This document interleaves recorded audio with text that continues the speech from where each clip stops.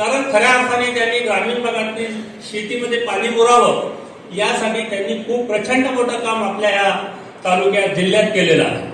आणि असं व्यक्तिमत्व आज आपल्या या कार्यक्रमासाठी आपण सर्व नशिबान आहात की बाबासाहेबांच्या हस्ते आपल्या सेवानिवृत्तीचा हा कार्यक्रम या ठिकाणी आज होत आहे.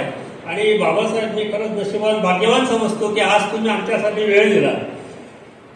ऍक्च्युअली बाबांचा मला निरोप आला दुपारी 12 वाजता त्यांच्या पीए मार्फत की बाबासाहेबांना पॉसिबल नाही, बाबासाहेबांची मीटिंग मुख्यमंत्र्यांच्या सोबत आहे. आणि मग मला थोडंसं हे झालं की काही झालं तरी, कारण मी माझ्या सभासद बांधवांमध्ये मी आधीच सांगून ठेवलेलं होतं की आपल्याला बाबासाहेबांना त्यांच्या हस्ते तुमचा सगळ्यांचा सत्कार मला करायचा आहे. आणि मग त्यासाठी परत आम्ही प्रयत्न केले.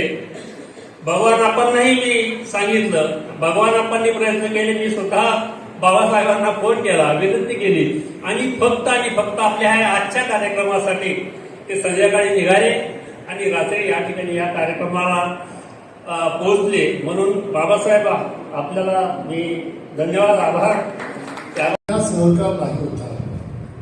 सहकाराने काय काय होऊ शकतं हे दाखवून द्यायचं काम आज महाराष्ट्रामध्ये या देशाला खऱ्या अर्थाने दिशा दाखवायचं काम केलं. आज जेवढ्या सहकारी संस्था या महाराष्ट्रामध्ये उभ्या राहिल्या आणि या सहकाराच्या माध्यमातून जे काही निर्माण झालं ते या देशाने उभ्या डोळ्यांनी बघितलं. आणि त्यामुळे आज सुद्धा जेव्हा केव्हा ह्या देशामध्ये सहकाराची चर्चा होते तेव्हा सहकाराची चर्चा होत असताना महाराष्ट्राकडे एक दिशादर्शक राज्य म्हणून त्या ठिकाणी बघायचं काम केलं जातं.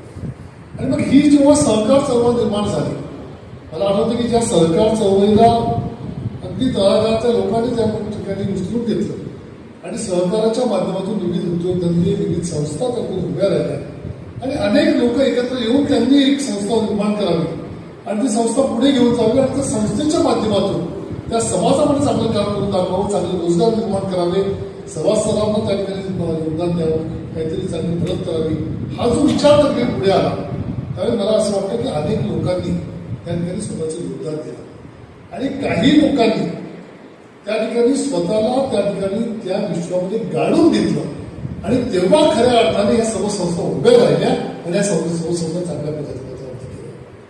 संस्थेचा अहवाल त्या ठिकाणी मी जेव्हा वाचत होतो तेव्हा मी बघितलं की गेल्या 32 वर्षामध्ये कायमस्वरूपी अ दर्जा, कधीही ब नाही, कधीही अ प्लस किंवा ब प्लस नाही, पण अ दर्जा. आणि तो जो तुमचा गेल्या 32 वर्षाचा जो नफा आहे तो दरवर्षी वाढतच गेलेला आहे.